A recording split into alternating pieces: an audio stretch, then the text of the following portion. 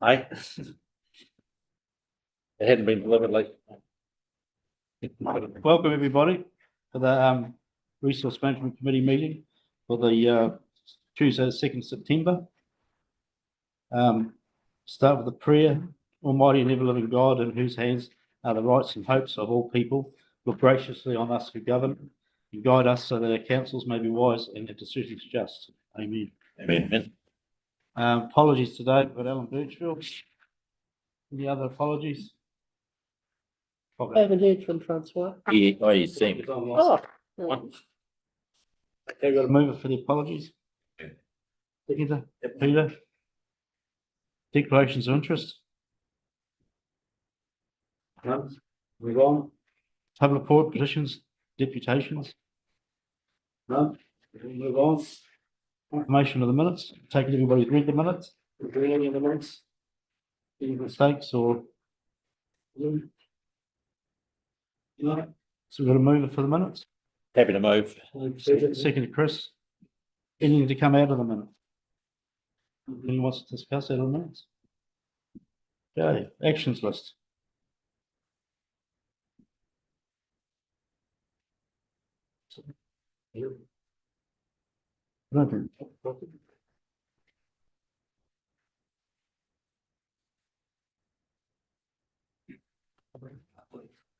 Slide 1, determine the timelines for the review and update of the flood protection bylaw. It's ongoing. 2, investigations allegation includes discussed district council regarding the mining operations noise consents. It's ongoing.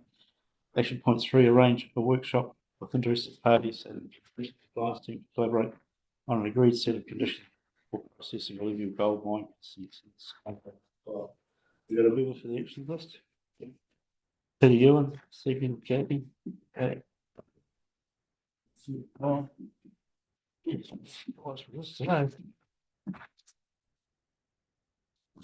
The chair's report. I'd just like to comment on probably great work the staff done, mainly on the minutes and stuff. From when I first started, we'd be here for half an hour going through punctuation, spelling mistakes and all the rest of it on the minutes. Now you basically don't have to worry about it. I'd also like to congratulate Shanti on the State of the West Coast booklet and that.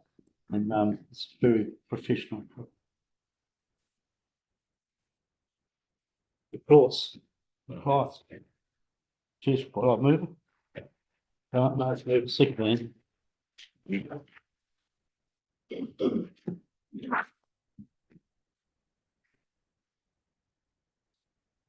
Righto.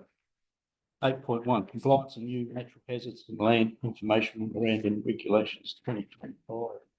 Take it everybody read this. Read this. The recommendations to receive the report, endorse the approach West Coast Regional Council has taken to improve natural hazards data, information access for TAs, territory authorities, and the wider public to meet the LAGOIMA requirements. Action point 3 is the council endorse the chief executive to formally write to the chief executive of the 3 district councils, providing them with the information outlined in this paper and highlighting any implications for their consideration. Sure, yeah, I can just give you a bit of an update on this. So as I believe you've had a few reports relating to this in the past, but there was an update to the Local Government Official Information Act. The main implications of that is that district councils must put hazard and climate risk information into LIMS in a clear, summarised way, and regional councils must supply any hazard information that they possess to the councils. We're both legally protected if we act in good faith when sharing information. So really this report just provides you with what our approach is to meet those recommendations. There's a couple milestones in there as well. A key one being 1st July and another being 17th of October. We as a team feel reasonably comfortable that we've met the requirements here, and we're moving towards making the information more accessible and easily understood. This includes the simple language summaries of each of the reports, and that will be uploaded into our website. Sharon, our natural hazards analyst, is doing a lot of work in the background to get all of this done. And also looking at developing a publicly accessible hazard portal So this will just be our GIS externally facing portal, which we hope to release by the end of the year. And we'll start with some sort of easily communicated hazards that have already sort of been touched on with the communities. We're thinking coastal hazards, which the community is well aware of through the TTPP, potentially liquefaction and flood risk. And we'll make sure that we've got some good communication plans out with those as well, and have some touch points with the community, so that they have the options to ask us questions and have a discussion with our natural hazards experts. We're interested in the liquefaction, because that's sort of a new buzzword, really, for a bit of expression. Liquefaction, who's producing the liquefaction?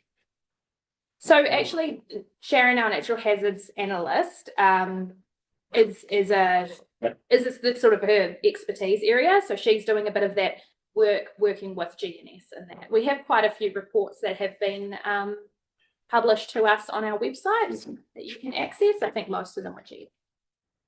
That's what you'll get most of the data from. Existing. Yeah, so usually what they do is it's all based on modelling, and they'll provide us a report and then also some GIS layers, and that will give us sort of risk zones that we can then provide on a geospatial platform for people, so they can look at their property and go, okay, I'm at this risk based on this event. Yeah. Liquefaction is a little bit more complicated, so that's why we think we'll start with coastal, and then move out. Most of the people live too as well. Yeah. And I just wondered, do we do any ground truthing, to make sure that the modelling actually matches what? That is in the strategy to do that, but I don't believe it's in the strategy for a few years. So there's a 10-year natural hazard strategy, and what we've got to remember, we've only got one staff member in this area. Sure. Yeah. And she only works 0.6, so there's only so much she can. I know. I'm just worried about. We put it on, and we're sort of half protected from liability. But if we say some things that match what's on the ground, type of thing, or maybe what can I do about the liquefaction? Am I allowed to build a house there, or allowed to stop bank, for example? Then liability is a worry of mine. Yeah, natural hazards come with a lot of risk, and that's why we sort of thought, let's release it systematically so that people have the opportunity to sort of talk, challenge, otherwise it might be a bit overwhelming if we. And then my final last question, I'm sorry to be a pain. No, you're right. Is what sort of format is it going to come out in, like PDF or easily sort of? The report. Yeah, the people, when you go on the webpage and have a look, you can see where these hazards are and what type of hazard they are. Is it going to, when you say it's going to be simplified, how would you? So at the moment, if you go onto our website, there's just a big list of technical reports. Yep. So the new the Lagoima Act requires us to provide plain language summaries. So above each of those reports, there'll be sort of a paragraph of what that report means. But the easiest way to see this is through a geospatial way. Pictures So with 1,000 words, isn't it? mapping, yeah. So that's where we want to head. Yeah, we just have to make sure that we're got 100% confidence in that mapping before we release it, and so we can mitigate that risk that you've just mentioned. Thank you. Just with regards to that, a good resource of historical records of liquefaction on the coast would be the microfiche at the Grey Star, Papers Past, because there was quite a bit after the June 17th, 1929 Murchison earthquake around Greymouth, Blaketown, the surrounding suburbs, and that's actually documented in some of the stories there. So that would be worthwhile. The person concerned to, you can target it with the date and just read on. You'll see the evidence, and I think I can recall some photographs of it actually, from way back then in the actual newspaper articles. Yeah, that's the interesting thing about this new act is it requires us to release all information. So if we've got photographs, we have to release that as well. But what is reasonably possible for us to do, we've got a lot of photographs to scan and publish, and just on a local perspective, that's what Yeah. I'm concerned about. It might be a good source of detail. Anyone else? Daryl? Andy? It's gonna depend a bit on where the earthquake centred too. So we might scare a whole lot of people, but. Might be fixable. Oh, no. It's one of those things that could be, the last thing they're worried about, to be quite honest, if the big one goes. I mean, like Westport's built on liquefaction, isn't it? Most of the places with liquefaction on the west coast are probably already built on Okarito and all the rest, you know, so, The jury's still out on a couple of places too. you know, you look at what happened in Christchurch with liquefaction, they knew there was going to be liquefaction when they built all that Trents Road and the Travis Swamp and all the rest of it. So all we can really do is mitigate that we don't pass that information on to the district councils because we have no control over it. And make sure that they can follow up on it, really. You can only just draw a line in the sand from there and what passed is passed. And it's just information providing people with a better understanding of the potential risks. Guaranteed any of this. you know. Probably the wrong analogy, Mr. Chairman. It'd be hard to draw a line in the sand with liquefaction, wouldn't it? Charlie, I think we need to word it that it is potential. Mhm. So it doesn't scare them off too much. Well, it would come down to what sort of house you built. I'd imagine you build it on tiles, you put it prone to liquefaction, you're a lot better off than a concrete slab. Yeah. Yes, through the chair, it is a very important function of council here, and it's not only the flood modelling or the coastal hazards and the seismic hazards, but it's just all those natural hazards that our council have identified and can pass on to the territorial authorities, because as we've seen events around the country, there's a huge legal risk to both government and the councils by not identifying these risks. So I'm really pleased that this has taken place, and we've seen for years that people have built in wrong places, whether it be through coastal inundation or through flood risks or through just building on hazardous places against the toes of hills and that. So I think it's really, really important, and it's a great piece of work. So fully endorse what's happened there. Adele here from one person's enough, or 0.6 of a person is enough to do all this. Like, I mean, if we've got time restraints on getting all this information out, because the district councils aren't doing anything, are they? It's all up to us. So, Mr. Chairman, I wonder if I can make some sort of general comments, and I'll pick up on that one as well, in terms of the resourcing. So, firstly, what I'd say, councillors, at the trend and direction and messaging from the government is they are actually wanting local government, and particularly the regional councils, to do this work, and they're wanting to make the regional councils make this work much more accessible and communicated better and more officially out through the district council, so it ends up on the limbs, but also informs building codes and other things and building consents. And we're still waiting, and it's imminent around the MPS for natural hazards and all those sorts of things, and the changes to the regulations around the limbs.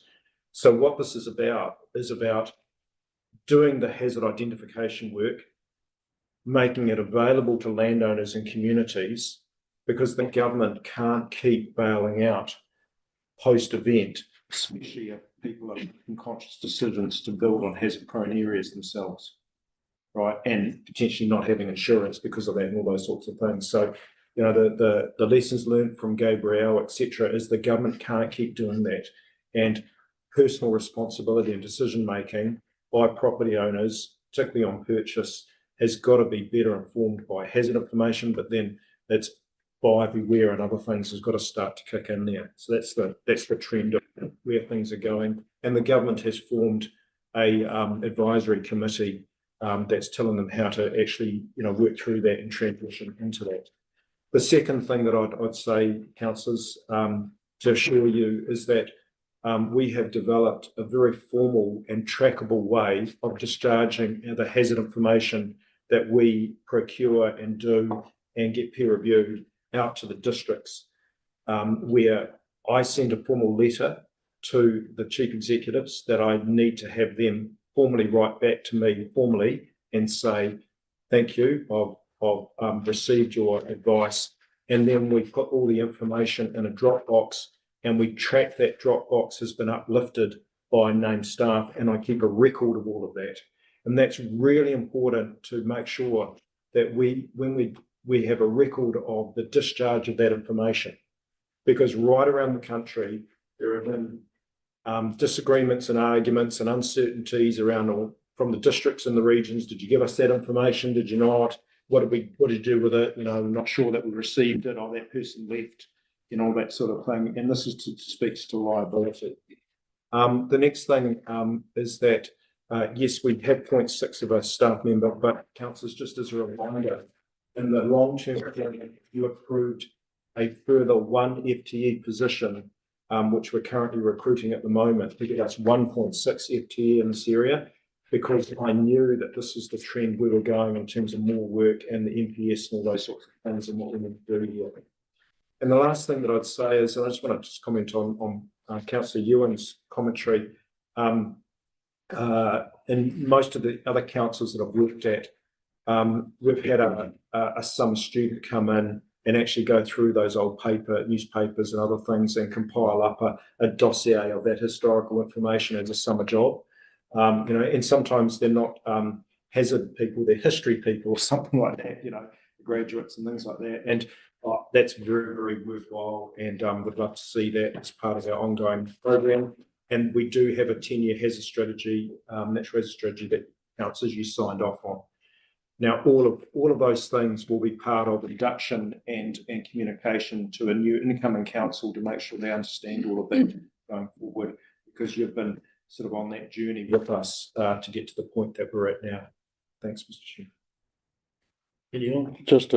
Just a final comment, with the election coming up, this is a mandatory requirement.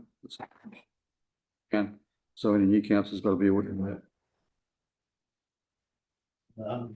This is all part of the new GIS. Any other comments?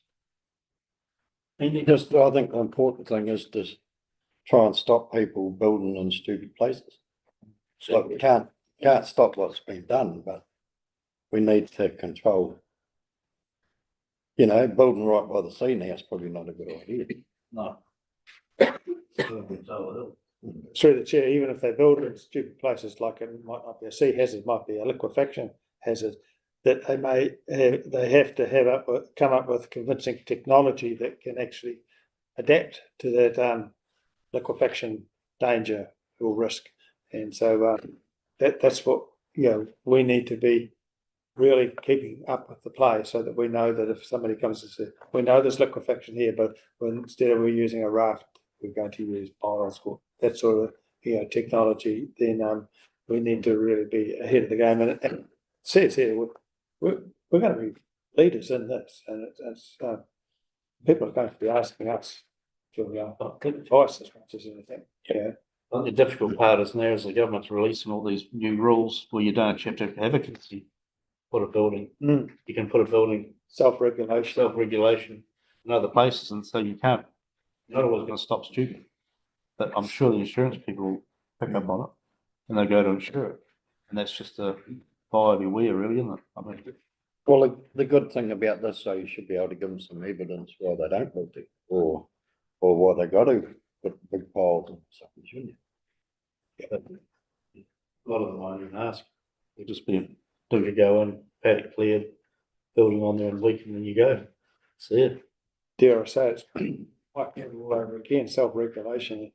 Been down this 4 leaky homes. And the problem is the ones that build it probably sell it. Because it's landfill. Through the chair, just one last comment. Some of the ways of mitigating the risk, of course, is having floor level heights that reduce the flooding. So it doesn't mean you can't particularly build on the site, but you've got to have a certain floor level height so that you're not susceptible to flooding. And the other thing is, if for coastal inundation, is people to build in transportable type homes so that they can be easily moved if a risk becomes. So rather than build a concrete slab, which is a permanent issue on a lot of our places up and down the coast, it could be that if there is a future potential risk, you could make it a transportable type home, so it could be lifted and taken away.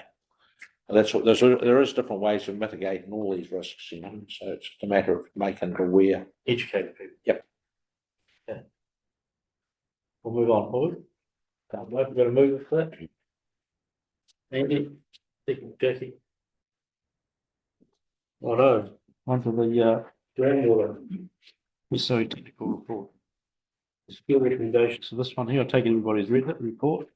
It wants to receive the report, endorse the educational approach to groundwater microbiological contaminations through the bore construction, shallow aquifer protection, and better land use practices. Endorse the investigation of a network review to ensure groundwater monitoring ID representative of the full hydrological diversity of the region. And communicate clearly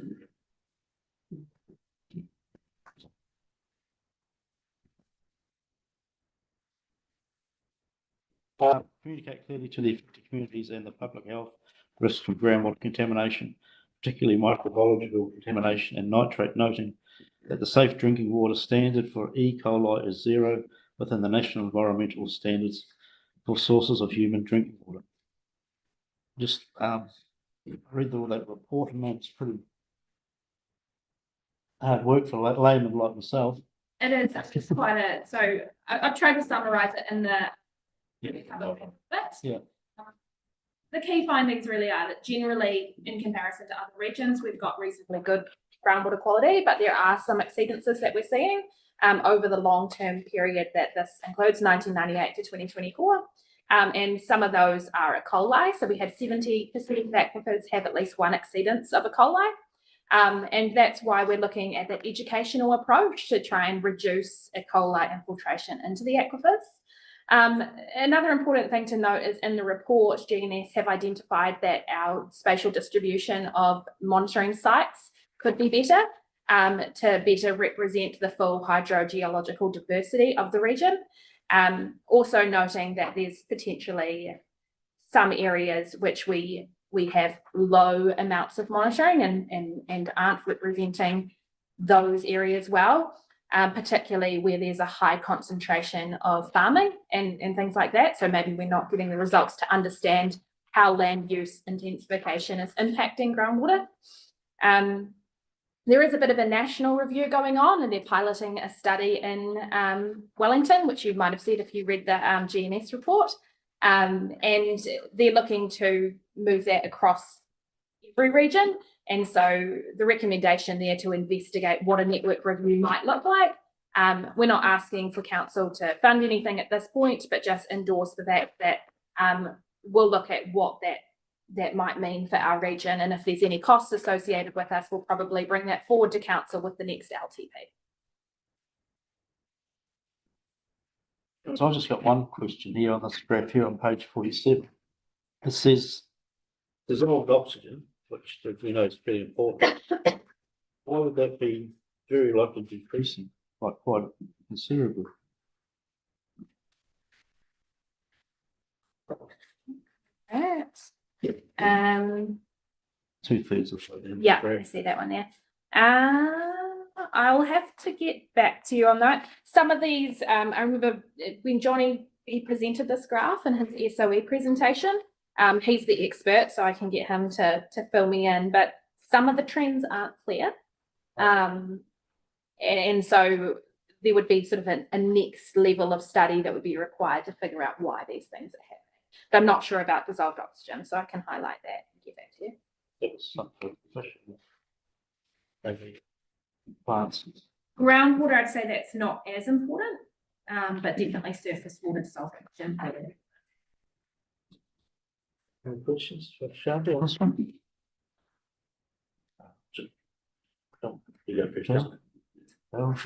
Okay, so councillors, just a comment on this.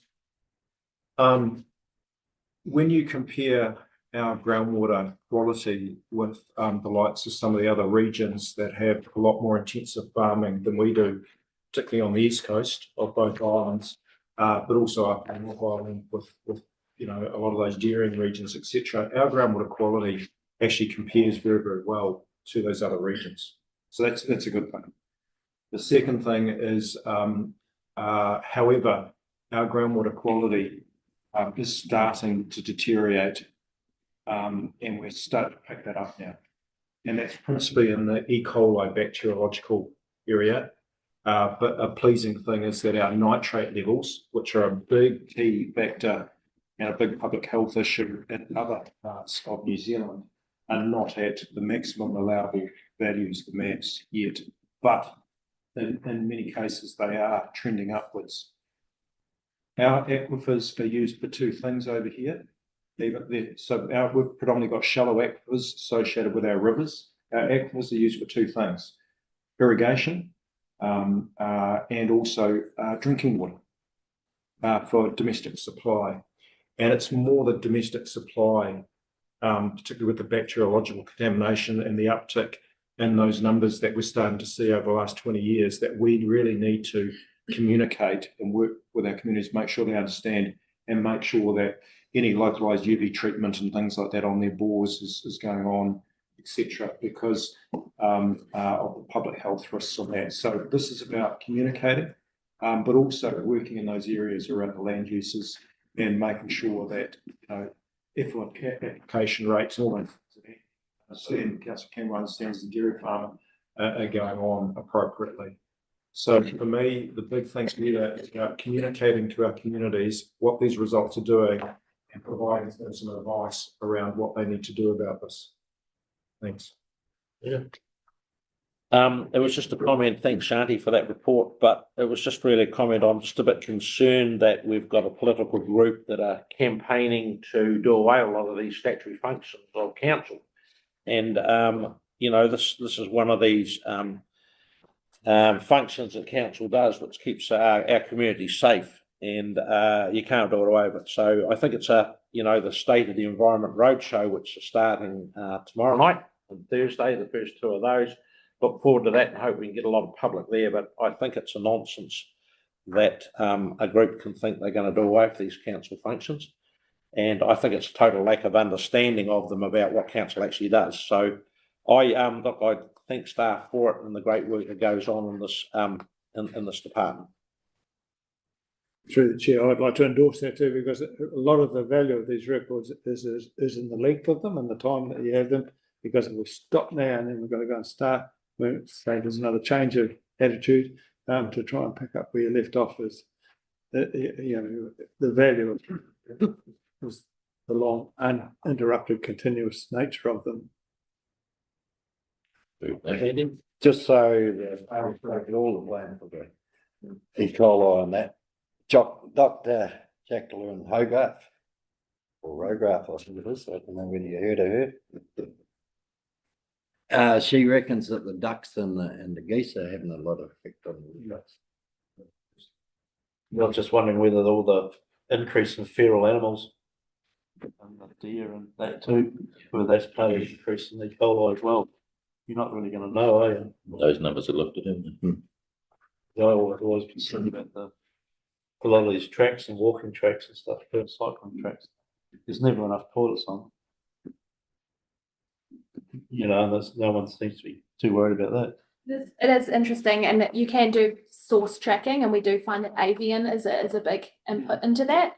And just for your interest as well, we've done a bit of a survey of South Westland farmers on the impacts of pest animals on their farms, and the number one that 100% of farmers came back with was Canadian geese. Yeah. So that was very surprising to me. I hadn't realised it was such an issue. And they can make a mess. They can, huge mess. So that's something that we might look at with the RPMP review.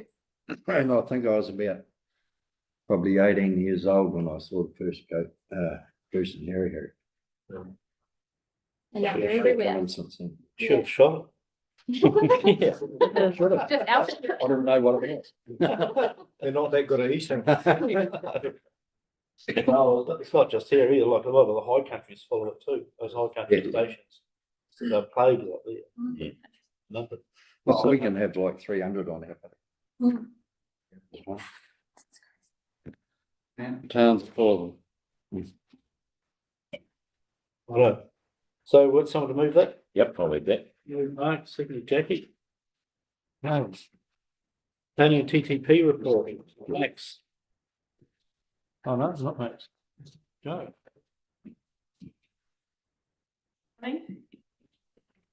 Okay, more. Go. You ready for me to go? Yeah, well, the recommendation is that the committee just resolved to receive the report. So we'll Happy to move. move it, Peter, seconded. Chris. Main things just to note is that as discussed at the last meeting, we have now stopped the coastal plan work. And we've moved the staff member that was working on that to finishing off the dams policy and also starting to get our head around the RMA reforms and the likely implications for us as they come into effect. And she's also working on developing a bond policy so that we can be really clear on how we set bonds in the future. The air plan is still, we're keeping that going at the moment, doing issues and options discussions. Again, pulling together the discussion paper for that and getting that peer reviewed at the moment. So as we discussed last time, we're going to keep that going for now. Also to note is we've actually started the scoping work on the pest management plan. So that's a big step forward, and it's a big piece of work that doesn't come under the RMA, so we can continue doing the work on that without the requirements of the plan stop. The big one this month is the introduction of the resource management consenting and other systems amendment. Well, it was the bill, it's now been passed. We've got a fact sheet attached there. Basically what I see of this is getting them ready for when they want to introduce the big reforms. This is starting to do the bits and pieces to get ready for that. So a lot of it is sort of setting up some really big rules that at the moment we're not really implementing, but they'll be there and ready when the reforms come right through. But the big things that did do was talking about the consents and compliance and enforcement regime, and noting that it sets us up to be able that consent applicants will only need to provide information proportionate to the scale and significance of the environmental effects. We're still working through what that means and how we implement that. Yes, there is actually a little bit more detail in a couple of the fact sheets, but we still need to work through what that means. But the big ones being that we can now actually take into account compliance history. So if somebody has been non-compliant and when they want to ask for consent, we can actually consider that, whereas previously we couldn't.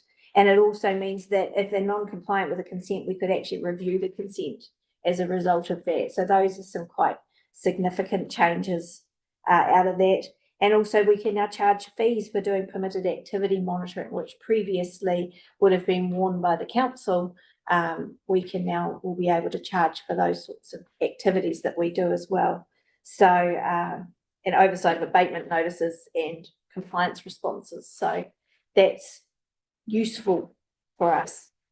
But those are the big things there. Everything else is mostly an update on things that we've already got going on. Total mobility is up and running. We've still got a few paper places where we're using paper, and a few cards haven't arrived yet that we're still working through, but mostly that is up and running. Through the chair. When has there been any date been indicated or time frame indicated on the main RMA reform? So the bill's supposed to be being introduced, or we should get more information by December. That's what they're working towards. MFE is working towards December with an implementation from essentially June, July next year. Right. So there's still a lot of unknowns, like they really are building the plane while flying at the moment. So we kind of get little bits drip fed, but not a lot. Yeah. I'm picking we're going to hear a lot over the next few months, and then it's going to happen really quickly. And you're looking at implementing it sort of June, July next year? Yeah, that's my understanding at this stage. Okay, thank you. Andy? Through the chair, yeah, I got a bit of a concern here. It's got on page 66, establish a national regulator to manage the RMA compliance, monitoring and enforcement. Well, is that going to be done from Wellington? That's one of the ones that was proposed in the original cabinet paper. It's gone a little bit quiet. We're not sure whether they're going to pursue that when they actually go to the reforms or whether they're going to drop that. We're not sure where that's going at the moment. So. Because that really needs to be done locally. Yep. Yeah, we Yep. agree. Through the chair, if it's not done locally, you'll lose that coast influence of people who know the turf, know the ground, the lay of the land. And, you know, dare I say it, the appointment could be Eugenie or someone of that name or ilk. And, you know, so we've got to be very mindful of our local of these sort of things, and that's one of the big ones. You know, different in any region. So we need to keep the acid on. Yes. And we have all recommendations and submissions in terms of that at the moment have been about the fact that it's really important to keep locals doing the local compliance, and also the cost that it would be to set up a whole new national compliance structure would be massive. So, but at the moment that's gone pretty quiet at the national level. I'm sure there's pressure to bear from, you know, federated farmers, the mining sector. They know the implications if it went this way. Sure, in the background, there's a bit of work going on. Yeah, thanks, Joe. Thanks, Chair. Some of the regime parts that came into effect on the 21st of August, that's on page 67.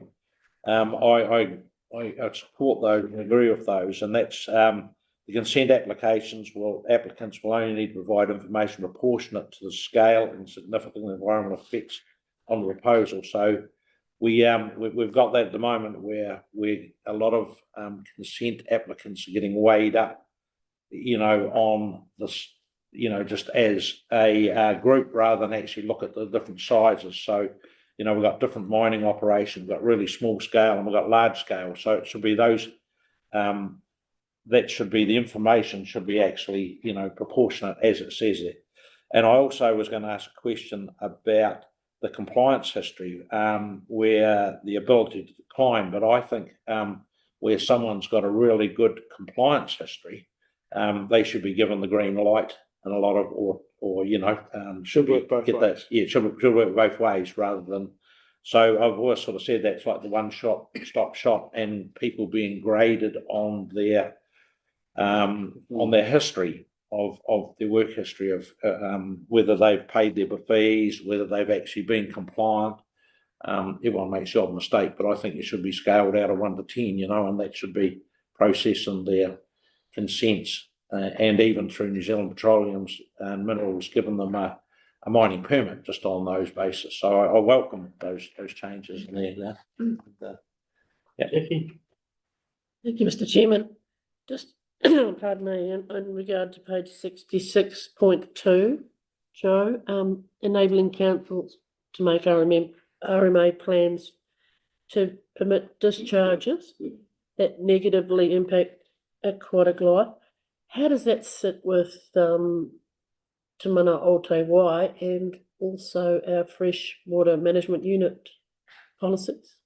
Those are the things that we don't quite know how all that's going to fit together yet.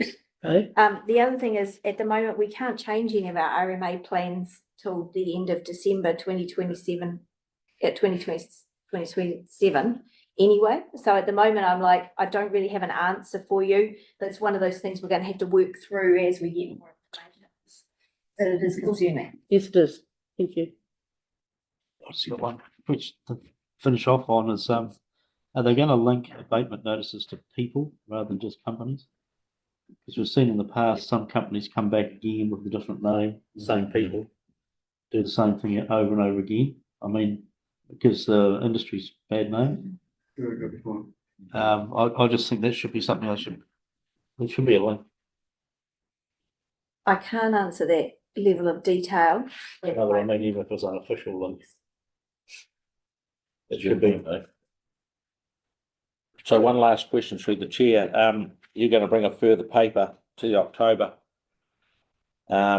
meeting. Joe, it says here, which identify what work is needed to implement. So I guess a lot of these things that change came in effect on the 21st of August, those changes where we, particularly items 1 and 2, where, proportionate for scale of what information is needed and the compliance history and that. So those will almost come into effect straight away, won't they? Yes. Thank you. Yeah, thanks, Mr. Chairman. I want to make a couple of comments on some of the discussion. Firstly, on the proportionality of applications, and some councillors probably know this, but when you read the current RMA and you go to section 88 of the RMA, it already says that your assessment of environmental effects in your application needs to be commensurate with the scale and effects of your activity. Right? So it's already there, councillors. Right? The government is signalling this out. What needs to happen is there needs to be guidance or greater detail than just that sweeping statement around what that actually means. Like less than minor. Yeah. So I want to really impress on councillors right throughout the country since 1991 that has been in section 88, but that's open to a lot of interpretation from all the staff and the consultants and the applicants and everything like that. So if they want to make a meaningful difference in proportionality and streamline the low risk applications and activities, there's got to be more than just a sweeping statement like that. Okay, so that's the first thing that I'd say there. The second thing that I would say is that the program is a big program of change. It's already tracking a wee bit behind, and while there's undertakings for December and then into July next year and all those sorts of things, that we're yet to see whether they stick to their timeframes given the amount of work that's going on here and some of the coalition parties discussions around with three-way discussions around some of the stuff and whether they're going to reach agreement and if that delays things, etc. So that's going on as well. The next thing that I want to say is that with this whole change in the systems and other things, and I'll pick up on the possibility, because they've floated the boat around having a government department nationally doing compliance locally. Te Uru Kahika has submitted extensively and is working with government officials to say, look, there's some real issues with that. And one of the big things is, firstly, you're going to have to create a new government department of 1,000 to 2,000 people if you hoover up all the compliance of all of government. Remember, there's not just regional councils, there's district councils as well. And if you hoover that up and you've got to create a new government department and pay for that out of tax, when at the moment it's paid for out of rates. But don't forget the interrelated functions. So the compliance officers, when they get a compliance issue, have got to go and talk to the likes of Johnny Horrocks and the science people who know about the Waimiha stream, right? And if you just do that from Wellington with a bunch of ex-policemen, then that's not going to kind of work that well. And then what is the issue with the consents and all those sorts of things? So there is representations being made that that's not the best idea, right? However, having said that, right around the country, there are times when doesn't matter what hue of government you're in, can say, well, is local government doing its compliance function well? And some issues there. So look, there's a lot to go on here. This will be an issue for the next triennium, and then who knows what happens around October election next year as well. And what's got to stop councillors and Te Uru Kahika again are making big representations on this is this political football called the RMA, which just keeps changing every time they change a government because it's costing this country millions and millions and tens of millions of dollars every time they change this. And then the next lot throw it out and want to do something different. And it's just a football. And the staff, the time, the systems, and the databases and everything that need to be changed is tens of millions of dollars every time they change something in local government on this. And there's got to be some cross-party consensus on this so it doesn't keep changing on us. Bill, Just one point on page 67. It's an important one, and I know, 95% of operators and consent holders operate to the law, but if you look at the bullet point, it's number 9, that's going to make people sit up and probably ensure that they do things right, because the cost can't be put up to an insurance company no more. I just want to make a comment about what you're saying, Darryl, about the national body. If it'd be good to have something there that when you get a huge scale of a consenting thing like Stockton again or Santana or something, whatever it's going on, it would be good to have someone there to take some of the load off it, local staff. It's almost like there should be like a size thing, like it's because it does bog down and then it bogs everything else up, it stops everything else up. Yeah, so Mr. Chairman, already in the Resource Management Act, there's an ability for the Environment Minister to call a consent in because of national significance. Oh, So they can call that in. They've done it a number of times. I think Simon Upton was the first minister to call a consent in and process it nationally. And then latterly, it's in the RMA, there's the ability to go direct to the Environment Court and bypass hearings and all those sorts of things and call ins and all that sort of thing. So that actually exists. right. The issue was, does it reach a threshold level of national significance issue that needs to go through that process? And now the fast track process is effectively that calling process now as well. So the likes of Stockton, is on fast track and will be processed by the government and effectively a call-in process. Yeah. Would we still have some say in it? Yes, we do, and our staff are working on that to participate in that process. Any other comments? Yeah, moving for that then. Thank you. Seconded, Andy. Oh, you happy, Joe? All So general business. Well, there's one more. It's 8.4, do you? Oh, sorry. Business management infringement offences. Amendment regulations 2025. For infringement notices, fees 1999, and infringement offences and fees 4th of September 2020. The committee resolved to receive the report. Yes, this is really just an update for you so that you're aware that the infringement offences amendment regulations have come out and updated the infringement levels, the fines that we can now give for minor environmental breaches, and noting that it has separated individuals from companies. So companies now get higher infringement fees than fines than individuals do, and it has increased the amounts across the board, which is a good thing because it had kind of got to the point where the fees were so low that they weren't really acting as a deterrent anymore. Some people could have considered that it was worth just taking the risk and getting the fine, whereas these have gone up a bit to make it hopefully more of a deterrent. Comments on that? Amy, you probably want to say something? Thank you, Chair. I do appreciate those. Haven't been updated since 1999, so they are overdue, and most of them are good. But I just want to comment on one of the items, and that is the discharge of contaminants to water.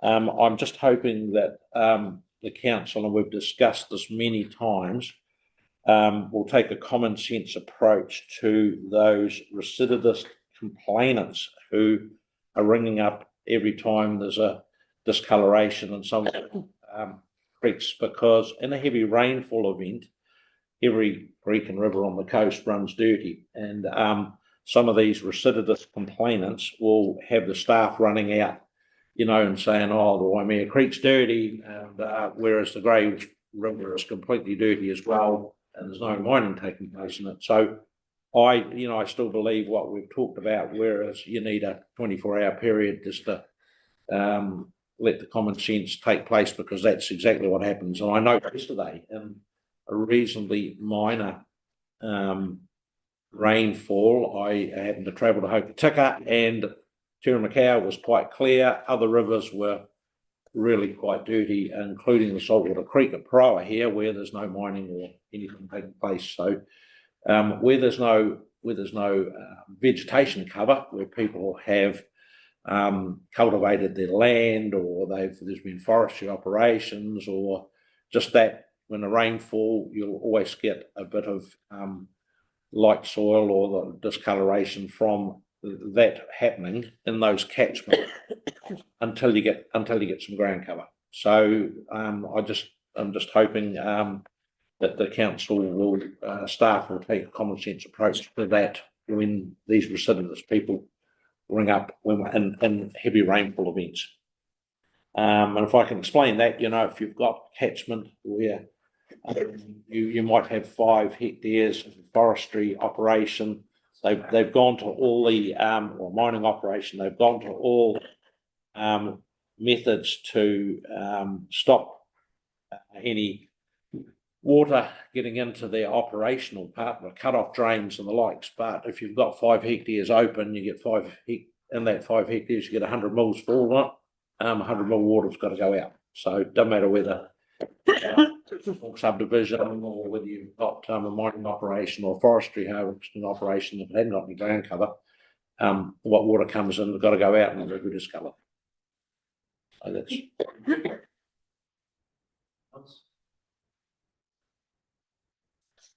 Get a move and second of that one. Yeah. Move, Mark, thank you, Jackie. Well, general business. Any general business? So we'll move into public excluded.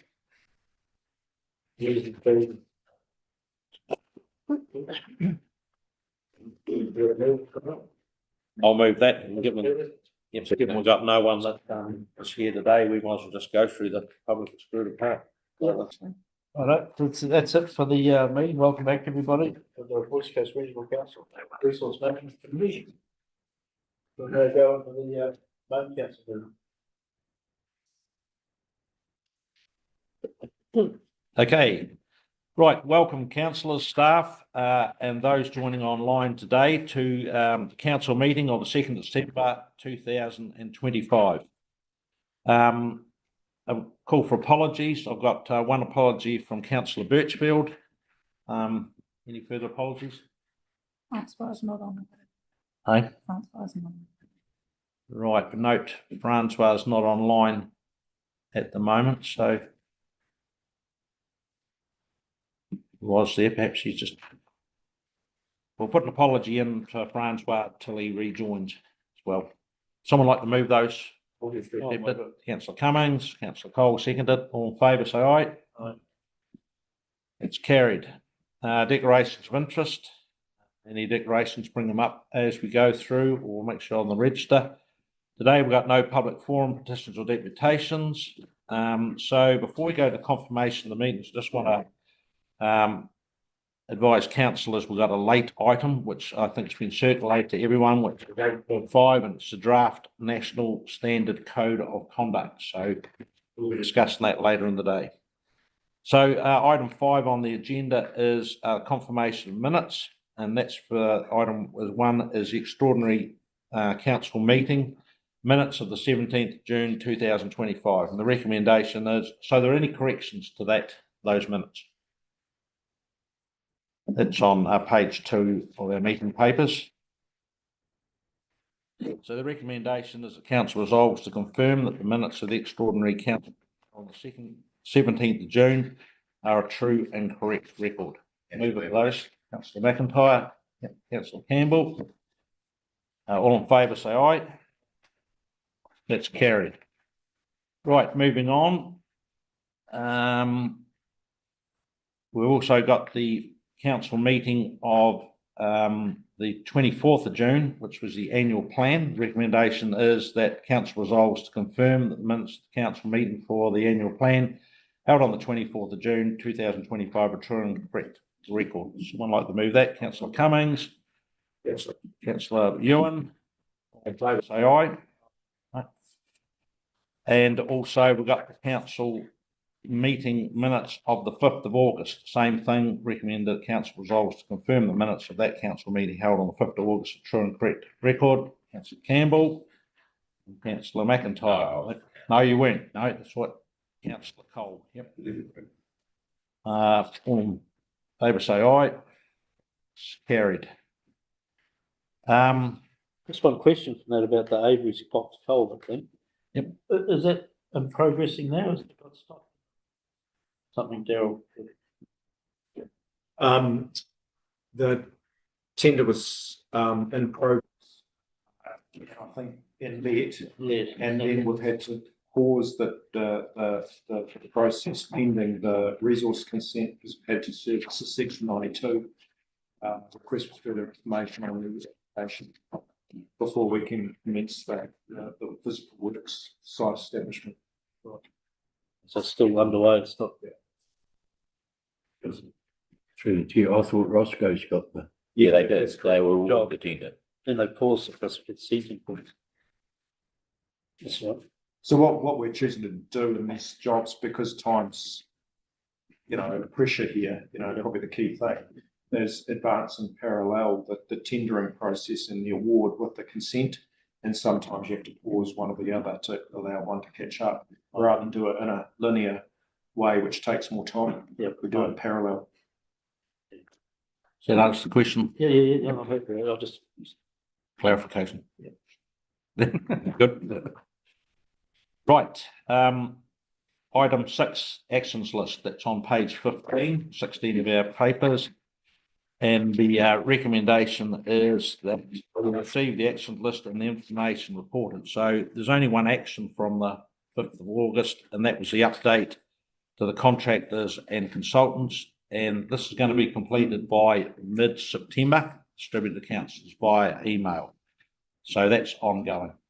So someone like to move the actions list? Councillor McIntyre, Councillor Cummings, favour say aye. Carried. Right, moving through, Chair's report, verbal report. So following last month's council meeting on August the 5th, staff and several councillors travelled to Westport and met with Carters Beach residents and consulted on options for flood mitigation for the Carters Beach area. The meeting was well attended by approximately 100 people, and Council's Chief Executive Peter Blackwood provided a visual presentation and residents were given the opportunity to ask questions.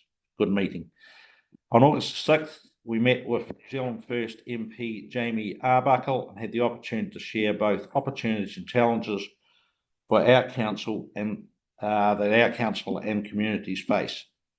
On Thursday, the 14th, TPP committee members had a preparatory workshop which provided valuable insights prior to receiving the TPP Commissioner's recommendations mid this month. And on August the 21st, I attended the West Coast Emergency Management Committee meeting, followed by Mayors, Chairs and iwi meeting.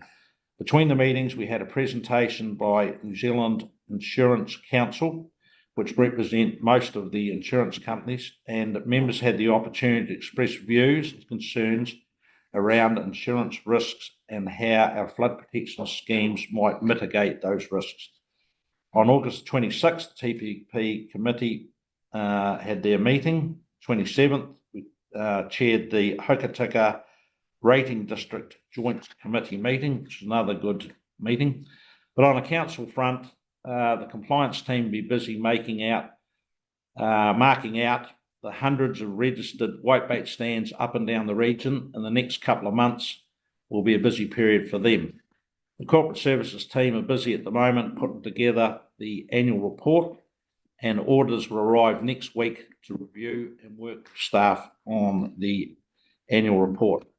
The first State of the Emergency Roadshow presentations are taking place this week, starting at the Greymouth at 6 p.m. tomorrow at the RSA, and in Hokitika at 6 p.m. On Thursday at the Hokitika RSA. So we hope all councillors available can attend, and we encourage you to get the public to attend. So the environmental science team, as you know, will present and showcase council's crucial science work. The Taylor Resource Park resource consent application hearings will take place in council chambers here starting tomorrow and Thursday and be live streamed via council's YouTube channel. Lastly, our General Manager of Regulatory and Policy, Matt Smith, starts at council next Monday, and Matt comes with a lot of experience in this field. So I'd like to thank Joe Field, who has been acting chair since Josh Lowell left. This has been challenging, and thanks, Joe, for your great work. Thanks also must go out to Claire Brown, who has filled Joe's position during this time, and council appreciates the work both of you and all the staff have done while this vacancy's been filled. So that's the chair's report. Someone like to remove that separate? Thanks, Councillor McIntyre. Councillor Cole. Great. Next item, reports. Right, so this is the 8.1, so welcome, Claire. This is the, so on page 17 of the meeting papers, the delegations to the Chief Executive during the interregnum period. Yes, thank you, Chair. So with the coming up at the end of the training, there are a number of official procedures that have to take place, and this is one of them. So this report is to provide the appropriate delegation to the Chief Executive during the period between the announcement of the election results and the first inaugural meeting of council. So we're expecting that period to be between the 16th of October through until the 9th of October. So the report is seeking your approval to approve the appropriate delegations to the Chief Executive over this time. What that means is that the Chief Executive will attend to only those matters which cannot reasonably wait until the next meeting of the new council, and any decisions made during this period will be reported to the first ordinary meeting of council. There are some instances which cannot be delegated to the Chief Executive over that period of time, and we have listed those in the report under legal implications. For example, the power to make a rate, the power to make a bylaw, etc., etc. So there are a number of aspects that cannot be delegated to the Chief Executive over that time. That happy to answer any questions. Chair. Any questions of Claire before we put the recommendation? No, well, we'll put the recommendation. The recommendations that council resolved to 1, receive the report, and 2, to delegate all of its responsibilities, duties and powers to the Chief Executive, subject to the limitations set out in clause 32(1) of the Schedule 7 of the Local Government Act 2002, for the period from the day following the electoral officer's declaration of election results until the new council is sworn in, and subject to requirement that the Chief Executive may only exercise this delegation, A, by only attending to those matters that cannot reasonably wait until the first meeting of the new council, and B, by reporting any decisions made during the election period to the first ordinary meeting of council. May I have a move for that? Councillor McIntyre, seconded by Councillor Campbell. Just got one question, not a query. The date for the first council meeting after the 11th is it is in October, Yes. which we haven't got. No one's got. Yep. Answered right. So that's been moved. That's a 3-week period. Yep. So will that be a full, the next one will be on Tuesday, the first Tuesday of the month, or will it just No. be? No. You have to give 14 days notice. I understand that, but you have to give 14 days notice. So it will be 14 days notice. For the first thing. Say that again. Sorry, I didn't hear the last bit. It will be approximately 14 days notice on the 29th. And if there's council meeting or whatever. So it'll be like the second Tuesday. Middle of November, basically. Yep. Sort of around about the 12th. Yeah. Right. Okay. But after that, would they keep it, go back to the first Tuesday? It'll be up to the council to decide if that's the job. The quite one concern me, anyway. So, The air of confidence there. so after that discussion, we've had a move and a second up. All in favour, say aye. Aye against. That's carried. Great. Item number 8.2, which is on pages, thanks. There are 8.2, continuation Westport Rating District Joint Committee. And that's on page 20 to 23 of the papers. Thank you, Claire. yeah, similarly, this is also a procedure which we need to consider at the end of the triennium. So the Local Government Act provides that unless council resolves otherwise, all the committees and subcommittees are deemed to be discharged on the coming into office of members of the local authority elected at the triennial election. So this paper seeks you to resolve that the Joint Committee for the Westport Rating District continues. The committee representatives currently appointed to the Westport Rating District Committee are reappointed to the committee following the 2025 triennial local election. The Joint Committee is involved in important and ongoing areas of work around the Westport flood protection, requiring ongoing and often time-sensitive decisions. The independent chair and government officials on the Resilient Westport Steering Group have indicated that they think it's appropriate to wind up the steering group over the next few months and have all matters associated with the Westport Flood Scheme considered by the Joint Committee and then approved by the Regional Council. This makes the continuation of this Joint Committee even more important not to be discharged. Each council would then need to appoint members to the Joint Committee following the election. The West Coast Regional Council, this is proposed to be done at the inaugural meeting of the new council, which is scheduled for the 29th of October. It is also recommended that the existing community representatives are reappointed to the committee rather than undertake a new nomination process. There are 2 committee representatives on the Joint Committee, and it is noted that 1 community representative was only appointed in June 2020. At this Joint Committee, staff have undertaken liaison with the Chief Exec of Buller District Council in relation to providing for the continuation of the committee. The Chief Executive has advised that he supports the proposal and will seek a similar resolution at Buller District Council's meeting, which is coming up on the 24th of September. Thank you, Chair. The recommendations are therefore to not discharge on coming into office the members of the council elected or appointed for the Westport Rating Joint Committee. So thanks, Claire. So with all these joint committees, I see you've placed a copy of the deeds. Well, that's joint agreements on each one of those pages. So each one of these recommendations. So they will remain as in place. So they're actually there, and those agreements will carry through. But it's just that a lot of this paper is actually referring to the local representatives will continue on. So, okay, any questions before I put the motion?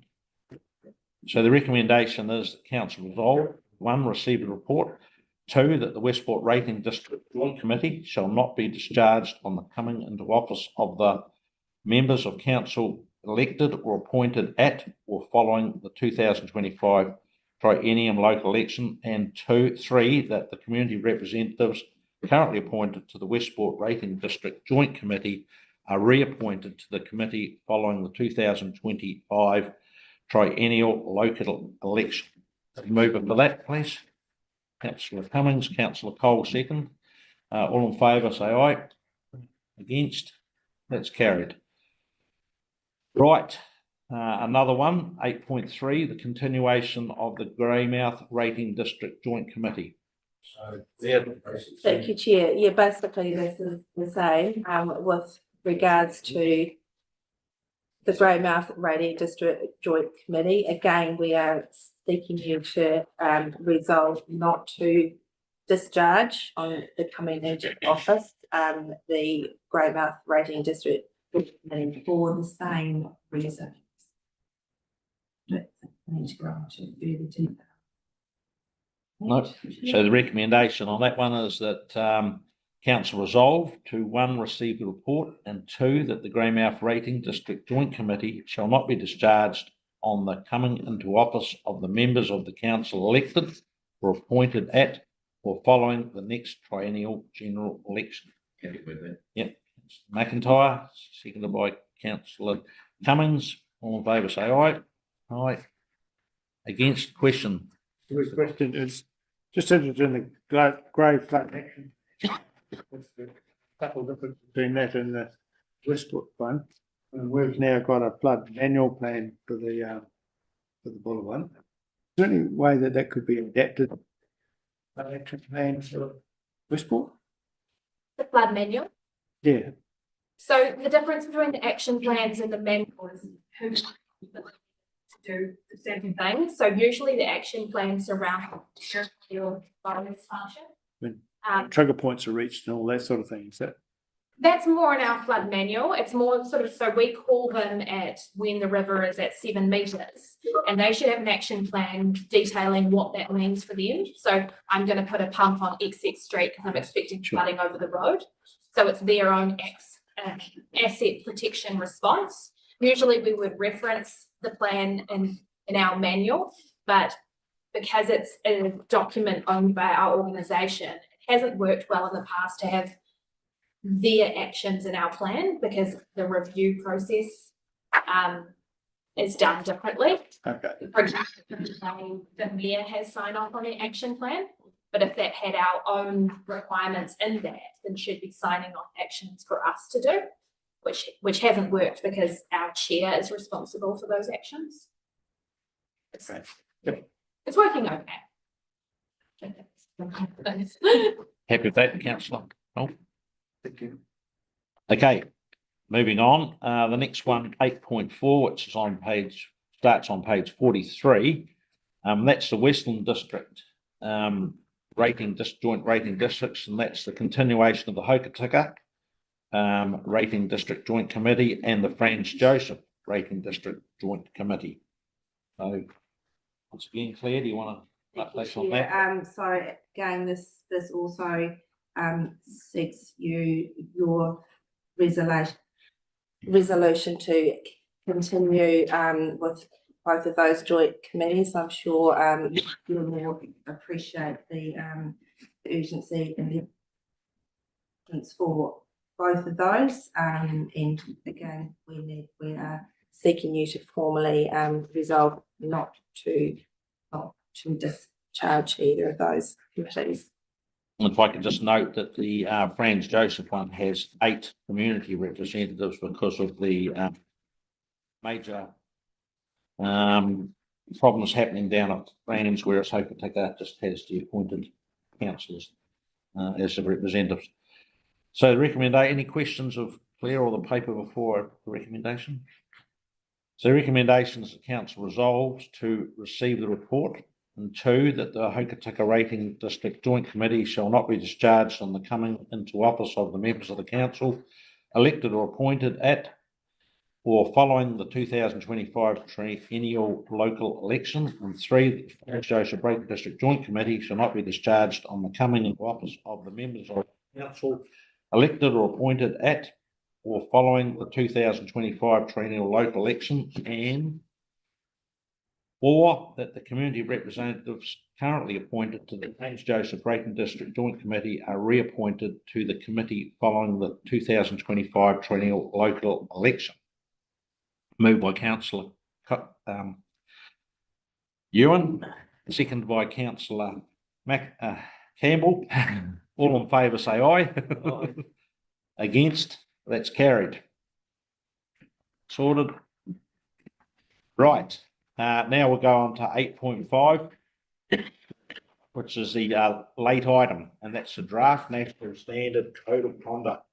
Now, this was circulated to all the councillors, so hopefully everyone's had a no, but you could have. No, is that it? Oh, here we go. You made some notes on yours, haven't you? No. Right, so Diane, you're going to get to this. Yes. So has everyone had a bit of a chance to go through? There's a lot of reading in this, but time to go through all the lot of reading. Thank you, Meryl. Someone-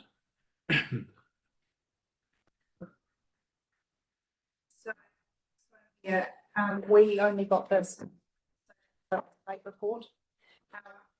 The Local Government Commission has been asked to develop a standard code of conduct that all local authorities will need to adopt.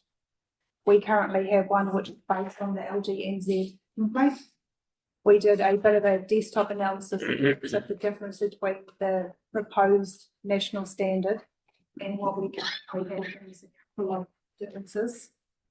The ones that we could find is that in the proposed national standard, it explicitly requires an external investigator, but probably the main difference is it allows for the ability for public to make a complaint or breaches of code of conduct.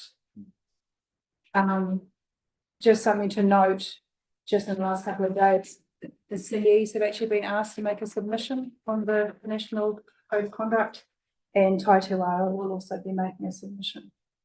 The purpose of this report is to provide it to you guys to have a look at, and also seek your feedback if you actually want to make a submission yourselves on it. Right, Carol, would you like to- Mr. Chairman, I wonder if I could just foreshadow, as the chief executive, what I would be looking to say, which might have a discussion on this matter. Firstly, I think I welcome a national direction on code of conduct rather than just leaving up to each individual council to do what they want. I think that's better. There is enough in there that's mandatory, and then there's enough in there that is discretionary that we can add in other things as each council sees fit. So I think that's a good balance. In the code of conduct complaints that I've had to manage in my time in the last couple of years as the chief executive, it has been the custom and practice, although not explicitly required, but it is our custom and practice to refer code of conduct complaints to an external investigator, and they're typically a barrister. And we've had to do that on 2 occasions now, and that's what we've done. It's not cheap, councillors, just want to say that. But that's, I think it gives the independence that it requires, and it gives the rigour, you know, with someone with a KC or a barrister qualification to do that investigation. And I think we've been well served in the investigations that we've done. I think in the main, unless you're on the other end of the investigation, council's been pretty happy with the process that we've run. I've got to say though, lastly, as the chief executive, this notion that any member of the public can actually lay a code of conduct complaint, and then if that then follows through into or any code of conduct complaint, that it's got to then, we've got to go and get a KC or a barrister, I think opens us up to too much frivolous and vexatious code of conduct complaints from the public. I'm not wanting to cut any complaints off from the public, but the thought that frivolous and vexatious and multiple code of conduct complaints automatically result in a need to refer to external investigator, given that those things cost tens of thousands of dollars each time to investigate, let alone the start time, I think is too much. And I'll be submitting, as your chief executive, along those lines, that I need to find another way. But over to councillors now for your discussion, thanks. What I'll do, I'll move the first part of the recommendation, and that's and then we'll go on to the feedback. So recommendation on the first part is to accept the late item of the report, 8.5 National Standard Code of Conduct, which was not available to be included in the original agenda. and shall be considered now to allow council to make a decision if they wish to provide feedback on the draft code before the closing date of the 26th of September 2025. I'm happy to move that. Seconded for that part. Councillor McIntyre, all in favour? Aye. Against? That's that. So now I'll open it up to discussion on any feedback on whether we should just stick to our one, or whether we adopt the national There won't code be of an option. conduct or make any. There won't be an option. No. So we have an option to provide feedback on the Feedback. national, but once they submit a national code of conduct, all councils will be expected to adopt it. Through the chair, I totally agree with what Daryl's saying. It needs to be taken on its merit as far as complaints. Where there's too much money spent on trivial, needs to be, pretty substantial to become an issue. Yes, Cummins? I'm happy just to go with Daryl's submission. Yep. So I think backing up what Mark says, and really needs to go to something like a mediation before it goes to QC or something. Exactly. Councillor I think there's a certain amount of protection with the Lagoima process anyway, because that will get 99% of them answered without complaint. Yes. Any further comments?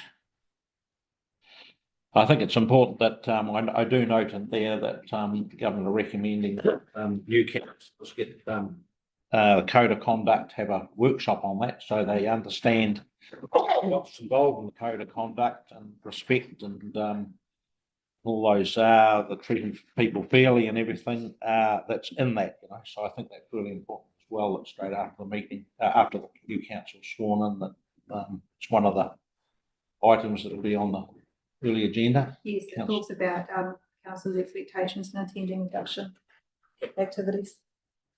Is it permitted for us to have a look at Daryl's submission or?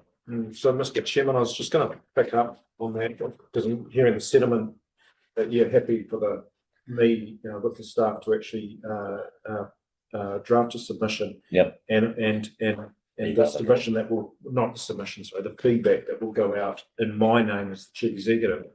I think there's some worth in me providing that as a draft to the chair, and then if you want to delegate that to the chair to sign out on behalf of the council, and if you're happy to mirror that feedback that I sent as council feedback, so that it's going up from both the political and the chief executive. So a draft would go to all councillors. Yeah. Cool. Yeah. So the draft then will go to all councils. And then if you're happy, then we will send two bits of feedback, even though they might mirror each other. One from the elected representatives as well as from the chief executive. So they're all singing the same song. Yep. Does everyone have, Councillor? Recently, we all got a survey to fill out regarding code of conduct things, and I took the liberty to fill out a number of pages on that one, and so I've made a submission too indirectly on that. So hopefully it just doesn't go into the stratosphere somewhere and comments are taken aboard, but I accept that. Chief Executive's got a right to, and I fully agree that he should make a submission on our behalf. It did say that the feedback that people made in that survey was taken into account in putting this together. Okay, so no further discussion. So we'll change the recommendation. It'll be 2 will be note the draft national standard code of conduct, and 3, the feedback will be provided to local government commission by the chief executive after being distributed to councillors for their comments. And council will consider submitting its own submission, its own feedback as well. Yep, I think is the end it there. Is everyone happy with that? If we do it individually, we'll come back and do it as a council. Do it as a council. Do it as a council. Yep. We'll just do it on email. Yep. Right. Do I have a mover for that recommendation? Councillor Cummings, seconded by Councillor McIntyre. All in favour say aye. Aye. Against? That's carried. Thanks. Yeah, for that. General business. Item 9, is there any general business? Councillor Ewan? Couple of things, Mr. Chairman. Bear with me. It's a policy issue.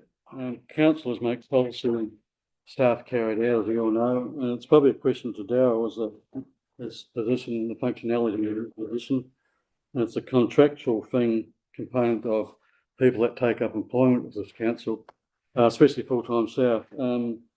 We have it for a number of years now that staff, full-time staff, if they are seeking employment, further employment above their role at this council, they are supposed to have a conversation with the chief executive to make sure that's all kosher and follows policies there for a reason. It's not there to be ignored in the situation. I just wonder if that policy is active. It's an operative one. And yeah, I just want to know what the condition of it as it stands today. Thanks, Mr. Chairman. I can confirm to councillors, but please, if I get this wrong, perhaps Joe might be able to correct me, but I think I can recollect, but I can confirm that we have one of our HR policies that was adopted by this council, if you remember, about a year ago. Yeah. And in one of those policies, it says that any secondary employment that any staff member who is employed by the regional council wishes to undertake is at the discretion of the chief executive. Okay, so any secondary employment. And there's two main reasons for that. The first one is conflicts of interest, to make sure that any potential or actual conflicts of interest are dealt with, having two employers on any substantive matters. And the second reason is a lot of the time the staff here, but most of the staff have got a full-time job here. And if they've got a full-time job and then they're looking at taking on secondary employment, how does that balance up, with your existing position?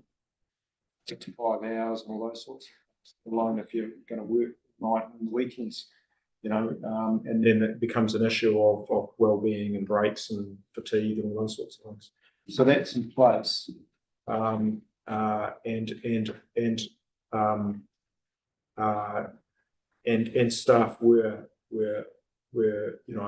staff were communicated about that policy and continue to be doing so.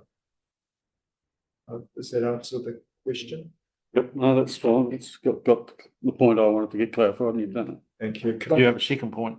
Could I just check with Joe? Yeah, I was confirmed that it's actually in the delegations manual that was signed off early this year. And it was Councillor Dooley who required it to be at chief executive level that any secondary employment be signed off by chief executive. That's not usual. Normally a group manager or a manager would be able to, but that's what's currently in our delegations now. That's how I remember it, yeah. Second point, Mr. Chairman, I think it's in order that with the departure of Chris Barnes, that he gets a letter of acknowledgement from this council for his service over the time. It's been a difficult role for him. He's done a good job, and he's gone without us really saying goodbye, if you know what I mean, as far as councillors go. And I think it's also in order that the appropriate card and maybe flowers sent to Ashley, being a mother recently with a little daughter. Okay, so thank you, Mr. Chairman. So look, we'll take an action about a letter of thanks from this council to Chris Barnes. Can I confirm, councillors, that staff organised a care package and some rules and other things for the freezer and that to be sent to Ashley with the arrival of her daughter Ellen and a card? Is there something additional that councillors would like to do there? Because that has been taken care of. That's why I'm not aware what I'm not aware of. Yep. Right, thank you. No, that's great, and I endorse what you say, Councillor Ewan, with regards to Chris Barnes as well. That's really good. There's be a loss to this council, as we said last time. Any further general business? I'll just make a comment. I hope my boss is watching.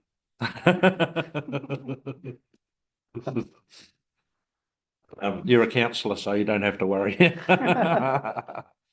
Right, so if there's no further general business, the recommendation will move into public excluded. The recommendation is that the public be excluded from the following parts of the proceedings of this meeting, namely agenda items 11 to 13, all inclusive. I have moved with that, councillor McIntyre, seconded by councillor Cole. All good. All right, thanks everyone for joining us again on the public excluded part of the council meeting. And I can confirm that those items have been dealt with, and there is nothing to confirm in public. So thank you all much for your attendance today.